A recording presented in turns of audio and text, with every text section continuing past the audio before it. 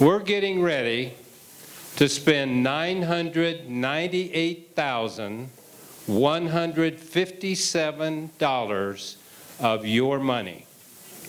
And that's made possible in two fashions. One, we have contributed that.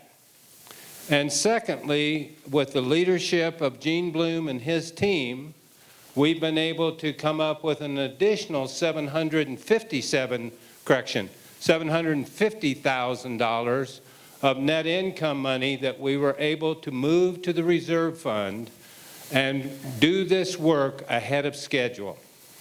So everybody should give yourself a round of applause. I'm going to do just a few introductions, and then I'm going to get out of here so that the real work can happen. Let me start with the man at your far right, and that is Chad Anima of Metro Pavers. Metro Pavers is the company that's actually going to do the concrete and the asphalt work.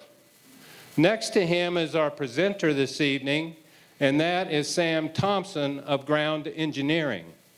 Ground Engineering is really like our representative to oversee this massive project to make sure that it's done right, done on time, done on budget, and make sure that we, as the residents, are taken good care of. So Sam and Chad are going to be out here a lot and doing a lot of great work for us. Now this next group of people, I'm going to ask them to stand, and I'm going to ask you to hold your applause until the end, and it'll make sense when we get done with this. Dave Burnett, where are you? There he is in the back. Ira Paulin. Casey Cahill, is Casey here? Didn't see him. Todd Gibbons. Joe DeGay. Bob Harston. Dick Lucky. Donna Musciano. And Gene Bloom. Would you please stand?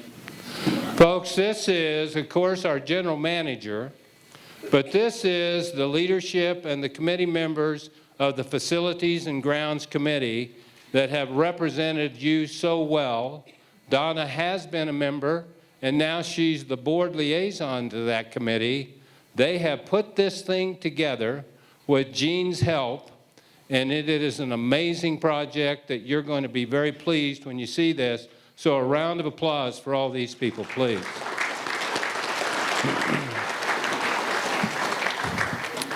Now, two more things, and then I'll shut up. One, we need your help in two areas as we go through this massive project, biggest that we've ever undertaken as a community.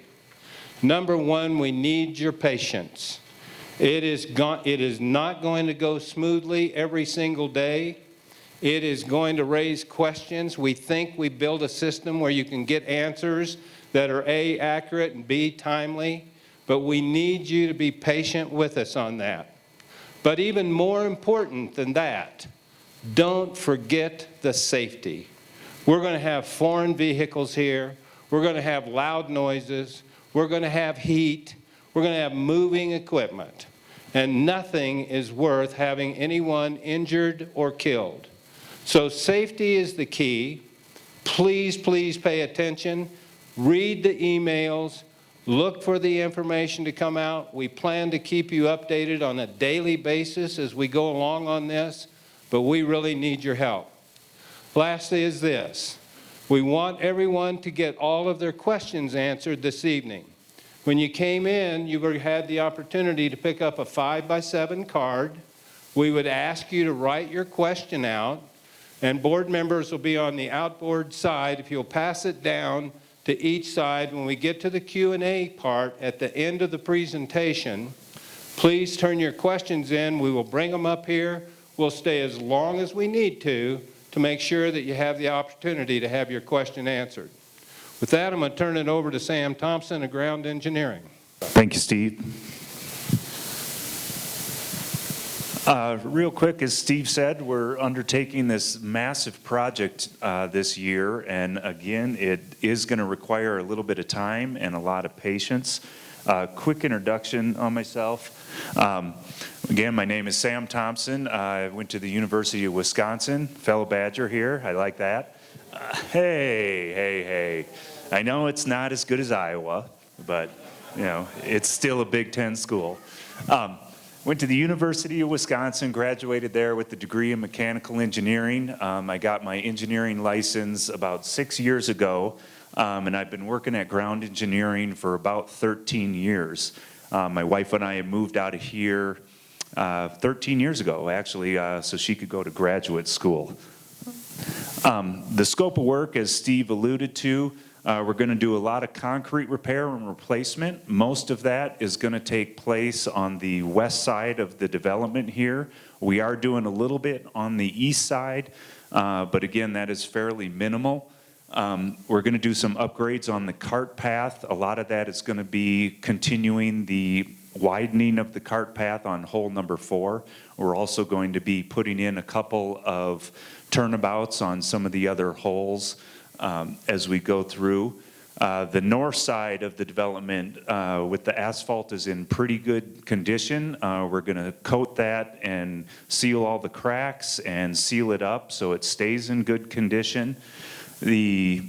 Asphalt resurfacing and the full depth reconstruction is mostly going to take place all on the east side, on the areas that we did a lot of the concrete replacement last year. As we talk about this project, the anticipated start date is on or around June 12th. Again, that is all weather dependent. If we get another snowstorm like we did last week, schedules change. It's also going to require Metro pavers to finish up some of the projects that they're currently working on so they can free up the workforce to get out here and do the work.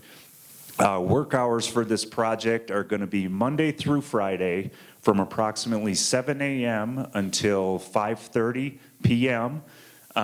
If we need to extend those work hours for a couple hours in the evening to finish a phase of work, that's probably what we're going to do, but I just want to reassure you that my goal is not to be out here until the dark of night every night. We want to try and get everything buttoned up and out of your way by the evening so you guys can at least have the evening with some peace and quiet.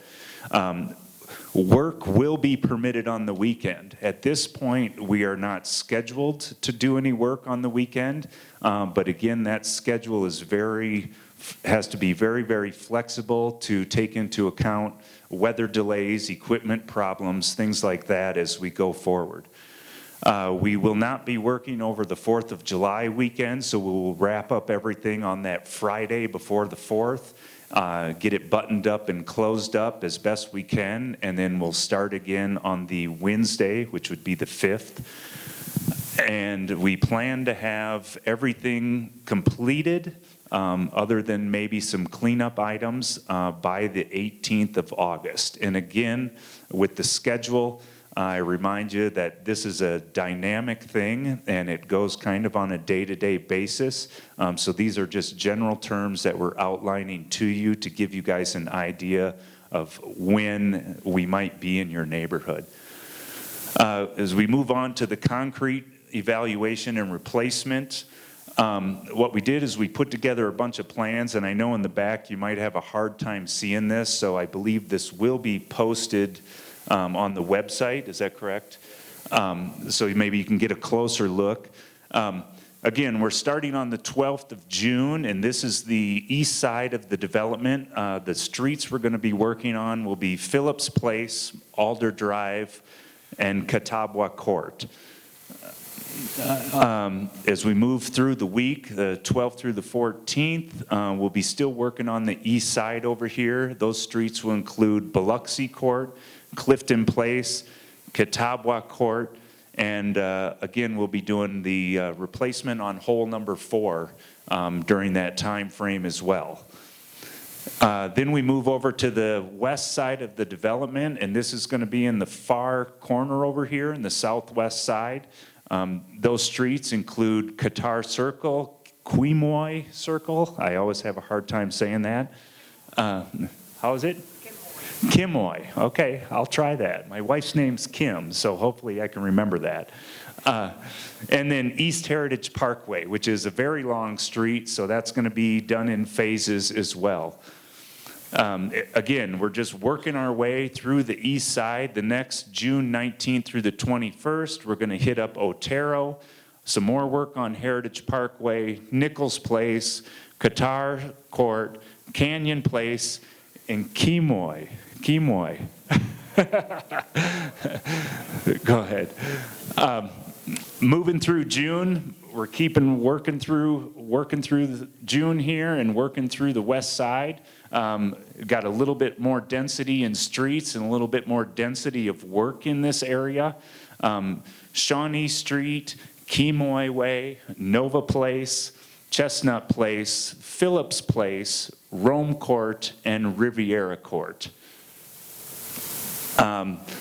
Moving through the 4th of July weekend, we work our way down Heritage Parkway, Phillips Place, Shawnee Street, Heritage Parkway, Sicily Court, Tempe Court, and Alder Drive. Then as we're heading up into the clubhouse area here, Heritage Parkway, Valdi Court, Clifton Place, and Winnipeg Court. Again, that's the following week after the 4th of July. And then we move up behind the clubhouse for Mineral Place, Long Drive, Ukraine Court, and Valdi Court. Continuing on up behind the clubhouse, July 13th through the 17th, Mineral Place, Long Drive, Ukraine Court, and Valdi Court. July 18th through the 20th, Long Drive, Canyon Place, Mineral Place, and David Place. And then as we wrap things up, coming around Zante Court here, Mineral Place, and we'll also be doing work on the parking for the driving range, which is all cracked up pretty good. And again, I can't stress enough, these dates are preliminary. As we move forward with the concrete schedule on a day-to-day basis, we'll be notifying residents approximately 2 days in advance of when we'll be working on your street to give you a better idea of that. But this is just a general idea of when you might see us in your area. Chances are you'll hear us coming anyway. Some of the accessibility issues that we're going to run into with the concrete. Streets will be open at this time, so you will be able to drive up and down the streets. If you are one of the lucky residents to have curb and gutter or sidewalk replaced in front of your driveway, we will have to get you out of your driveway and parked on the street for the time that we do that replacement. Overnight parking on the street will be allowed in the construction area while we're doing the construction.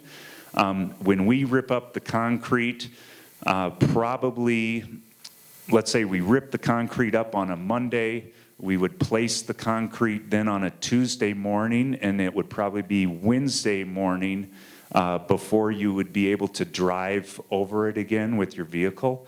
But again, a lot of houses will not be affected as far as their driveways. There are some that will be, and those people we will notify as we work our way down the street. What we did in years past were, we give you the 24-hour, 48-hour advance notice, and then prior to us actually ripping anything up in front of your house, I usually come around and knock on your door and just make sure that, one last chance to get out of there and park on the street and get you put in a safe spot so we know we're not getting you trapped in your house for a couple days. We move on to the asphalt reconstruction, and again, the area of work is generally going to be on the east side, all on the east side. And you can see Buchanan is a big one. If anyone rides down Buchanan, you got all those cracks going down there and all your manholes that are settled down and big bumps.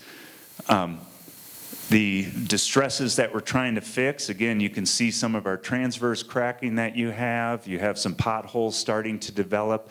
And so a lot of these can be replaced with a mill and overlay process and a crack patching process. There's very few areas that we're going to have to do a full re-depth reconstruction.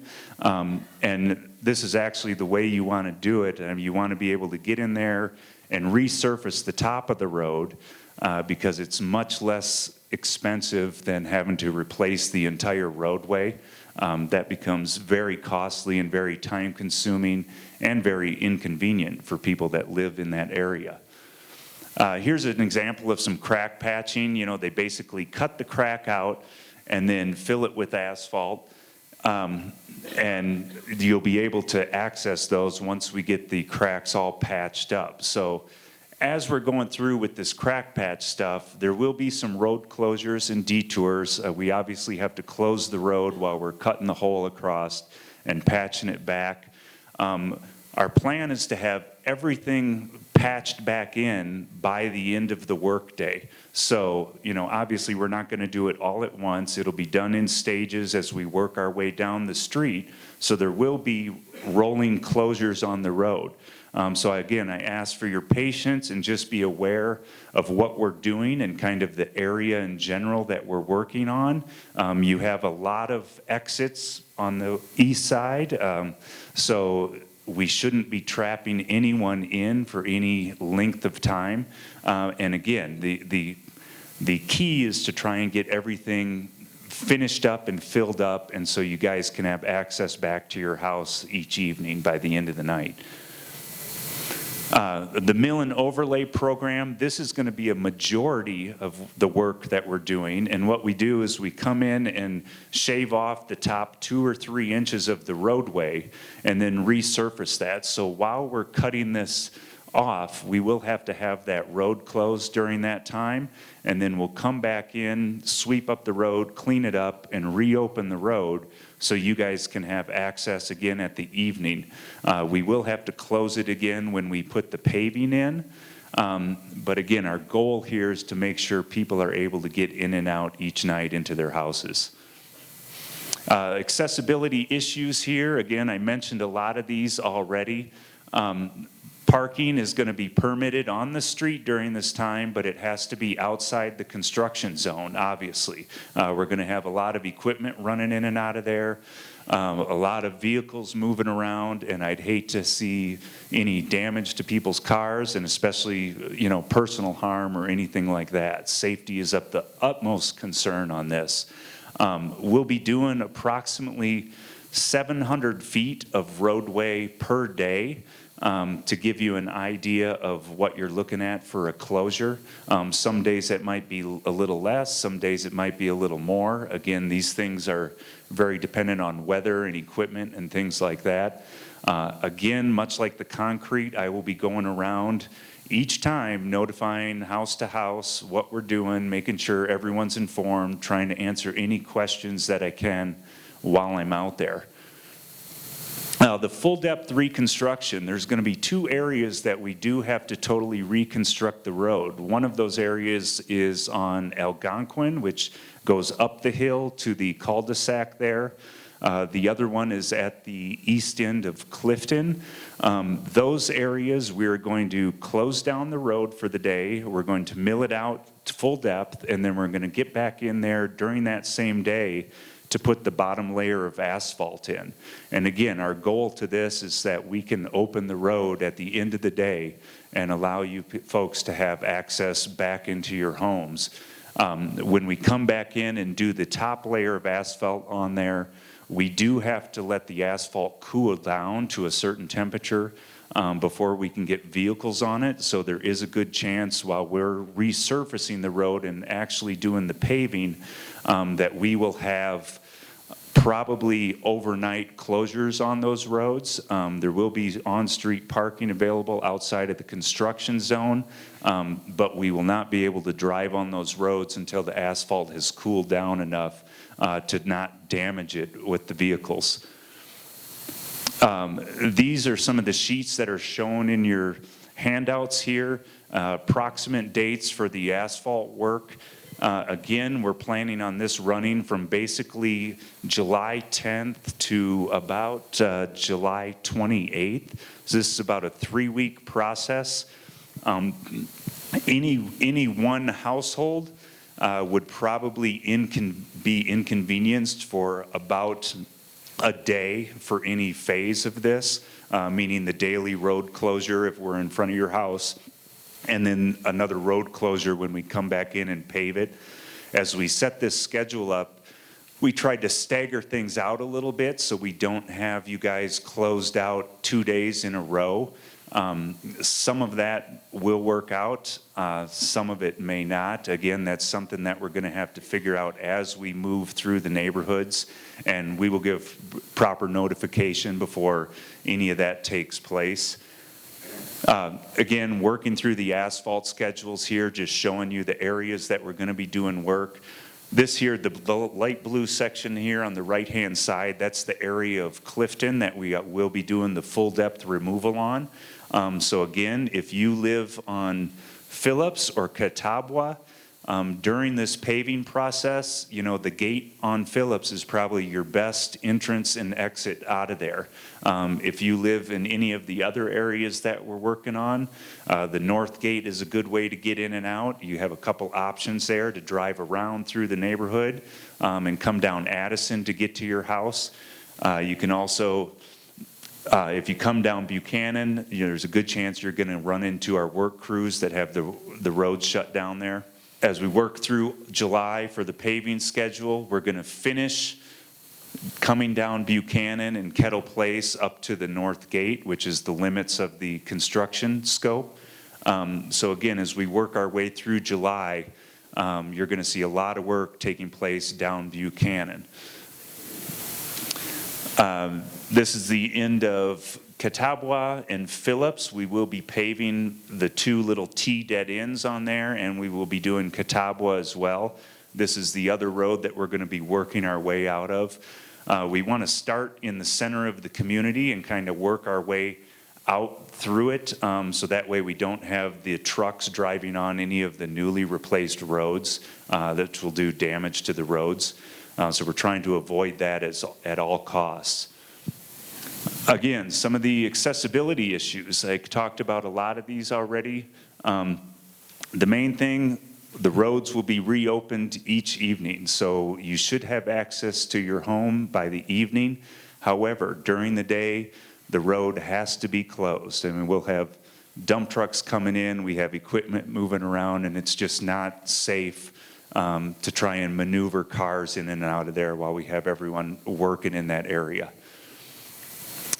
North side, we're going to be seal coating and crack sealing the north side. Again, this is a preservative treatment to try and extend the life of your pavement. The roads included here are Biloxi Way, Biloxi Court, Irish Place, Jameson Place, Addison Way, and East Dry Creek Circle. This process is a 2-coat process. It takes approximately 6 to 12 hours to dry. So what we're planning on doing is closing off half of the road at a time and spraying that coating on there. Again, if you live on the half of the road that we have coated, you'll probably have to park on the other half of the road for that evening, and then the next day we'll shift it over to the other side of the road and work our way through the neighborhood like that. Property damage. Here's one that we want to avoid at all costs, but it is going to happen. We have to be realistic about this. Most of the things that will happen will be minor, I hope. Sprinklers. Sprinklers a lot of times are right on the back of the curb. So if we try to replace a curb, a lot of times the sprinkler line comes with it. We will be trying to take care of these as we go. Any sprinkler heads that gets cracked or broken, we are responsible for fixing. And that's something that we're going to be trying to do in the field as we move down the road.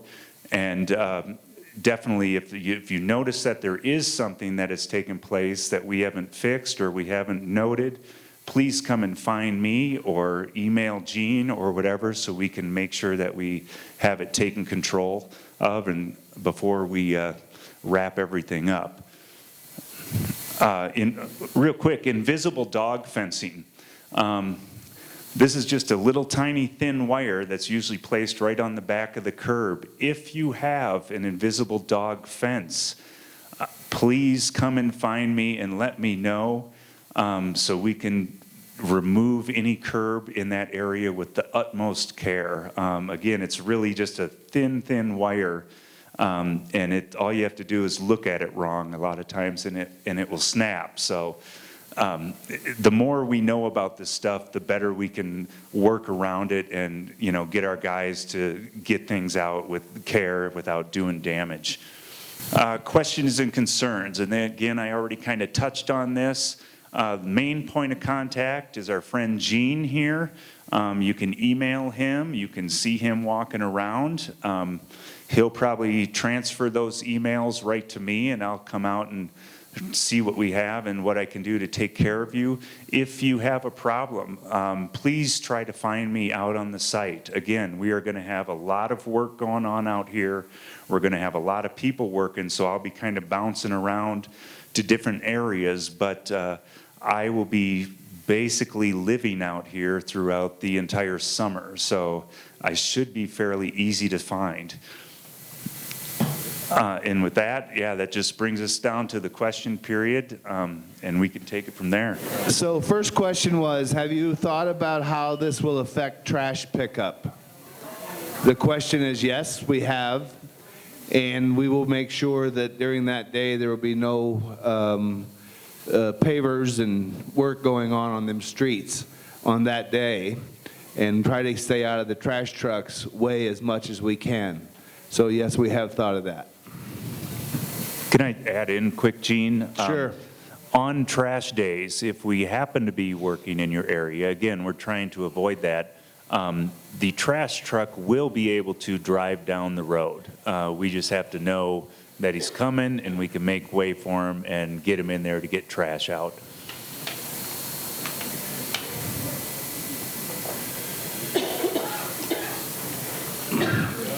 Are some of the streets on the east side that will have no repair work? There are streets on the east side that will have no repair work. The reason being is even though this is a approximately $1 million project, budget constraints do not allow us to repair all the streets on the east side. I believe that's things that they're planning for the future. And again, this year, this is the scope of work that we have decided to work on based on the condition of the streets. We're going to be doing road repair work in the community, both east, west, and north, for the next 7 years. So we're going to be funding that, and each year we're going to be moving forward. This year we're doing approximately between half and 3/4 of the east side, and again, we were able to accelerate that by a significant amount with that $750,000 from previous years. Will streets be signed no parking or okay parking? That's a good question. When we're doing the concrete work, there's going to be more access, obviously, for parking.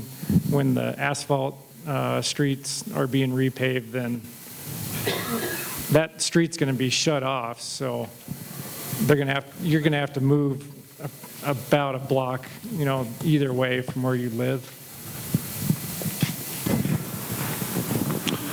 East Heritage Parkway on the west side, all asphalt or concrete sidewalks on the west side.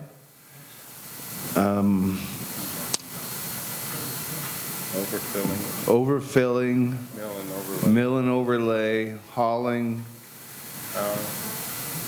How long will it last? Cal.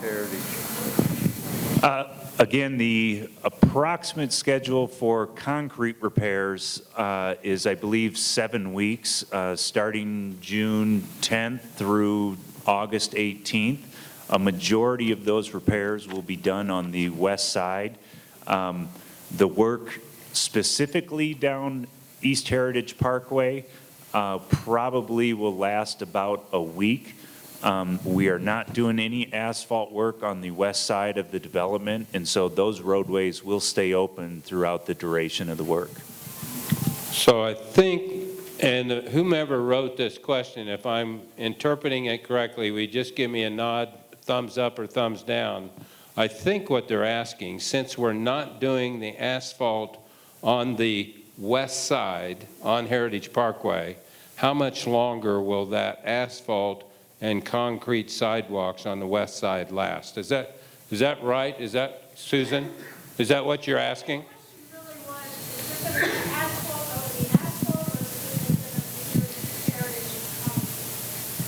We're not doing any streets in concrete. All streets are asphalt, but we're not doing any streets on the west side, down in your side. All of the Heritage Parkway that he referred to is on the east side. Does that answer your question? What are they going to do on the west side of Heritage? They're doing concrete work. If you've got a pink dot out there, they're doing, if you look at the maps that are handed out, they're doing concrete work over here, but no asphalt. This year. Is that? Not doing any streets on the west side of Gartrell. Okay. Please evaluate Addison Way, just off Heritage Parkway. Have a pothole and have been there for 16 years.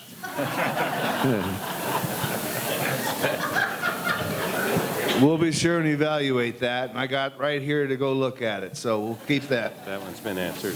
That one's been answered.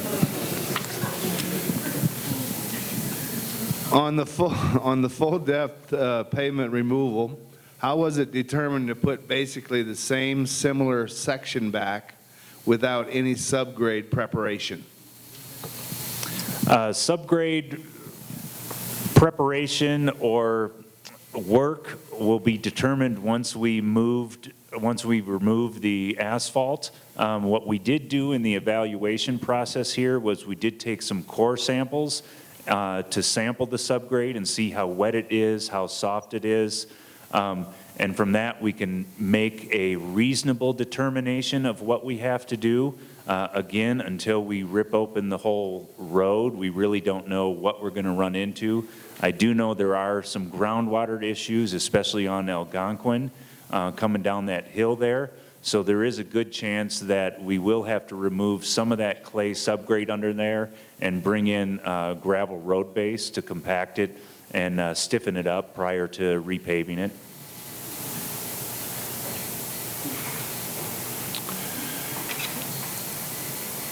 Sam, is this full depth pavement removal based on various cores around the community? Yes, it is. Okay. We took probably 20 cores on the roads that we're going to be working on to not only get an average depth thickness, but to also determine the feasibility of whether we have to do a full depth removal or if we can do a mill and overlay. If the bottom section of our core sample was in good shape and didn't have a crack that was running all the way through it, then we made the determination that we could just do the mill and overlay as opposed to the full depth removal. Areas that we are doing the full depth removal, the bottom of the core was either brittle or we found cracks that were going all the way through to the subgrade surface. There will be some localized areas once we do our mill section that we will have to tear out and patch.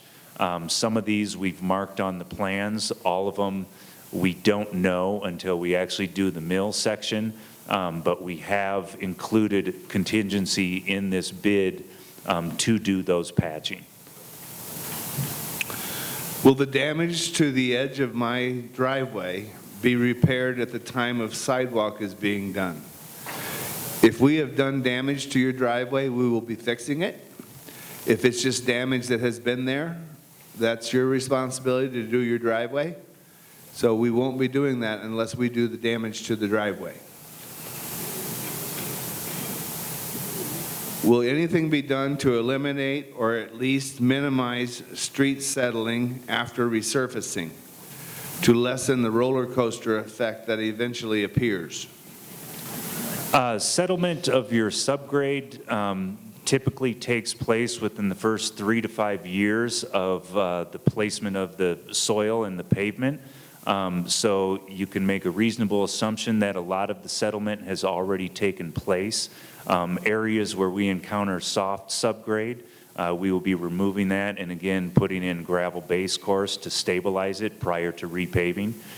So the goal is to take care of some of those issues, yes. Is the concrete replacement already marked? In some areas, it has been. In some areas, I've discussed with ground engineering that people have contacted me, and we will be taking care of some of them areas toward the end of the project or when we're in that area. But for the most part, all of the concrete has been marked. What time will they start in the AM? Will gates be open on Biloxi Way? So there will be certain times where we'll have the gates open, obviously while trucks are coming in and out of there, and we will also let the community know that. There's going to be times when it'll be busy around those gates, depending on how fast those trucks can come in and out. But once again, we will always be notifying you of that, and we will close them at night.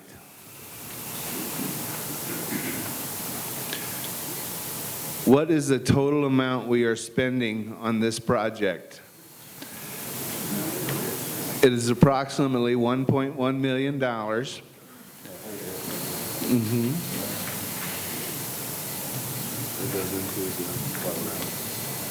Just on the concrete and the asphalt projects is $998,000.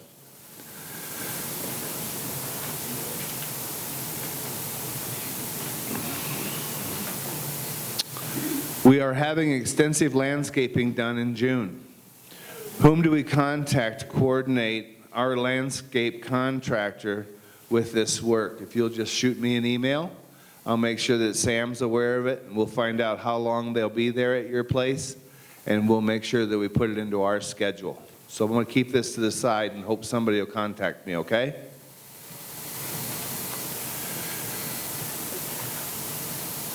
How do I get my sidewalk repaired because it is filled with holes, and I am handicapped and sometimes need to use my cane? If it's not marked, I would hope that you would contact me, and we can take a look at it to see if it does need to have repair done. Once again, I'll keep this card in hopes that somebody will contact me on that. How come South Buchanan Way, oldest and one of the busiest, is only being milled down 3.25 inches instead of a full 5 to 6 inch replacement? Buchanan Way is extremely rough, Sam, and you have to fix this. Oh, I know. It's bad. A lot of cracks. Buchanan Way, the reason we're milling that 3 inches, 3.25 inches, is because you have approximately 7 to 9 inches of asphalt already in place. The cost to remove the entire street is about triple the cost of what it is to do a mill and replacement. On Buchanan Way, one of the major things we're doing down there is a lot of the crack patching, which I touched on. So that will alleviate those cracks, and then we'll come in and put 3.5 inches of new asphalt on top of the asphalt that is still good on the bottom half, and give you basically a brand new street that's nice and smooth. Once again, safety is a priority for us in this, and nobody has said anything about this, but we also are very aware that ambulances come in and out of here, and we thought about that. So rest assured that Sam will be moving into our community and being here for a while with his tent. And so we're looking forward to the great work that they've done And Steve, I appreciate all the stuff that you and the board have done too. Okay, last call for questions. Anything else? Has this been informative and helpful for you? All right, that goes to these guys over here and to Gene.